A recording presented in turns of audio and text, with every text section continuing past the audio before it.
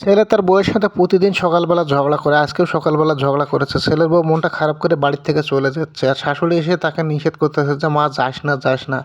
তারপরেও সে কিন্তু শাশুড়ির কথা শোনে নাই। শাশুড়ি বেশি একটা জোর করে নাই। কারণ ছেলে তো প্রতিদিনই তার বউয়ের সাথে ঝগড়া শুরু করে দেয়।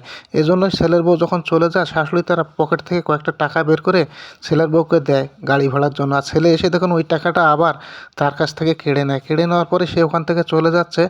মাও কিন্তু তার পিছে, পিছে যায়। পিছে, পিছে যাওয়ার পরেই ছেলেকে একটু বকাবাজি দেয়। কারণ ছেলের ঝগড়াটা প্রতিদিন শুনতে, শুনতে মাও বিরক্ত হয়ে গেছে। আজকে যখন বৌমা চলে যাচ্ছে, সে বৌমাকে গাড়ি ভাড়া দিয়েছে, সেই টাকাটাও ছেলে নিয়ে ওখান থেকে চলে যায়।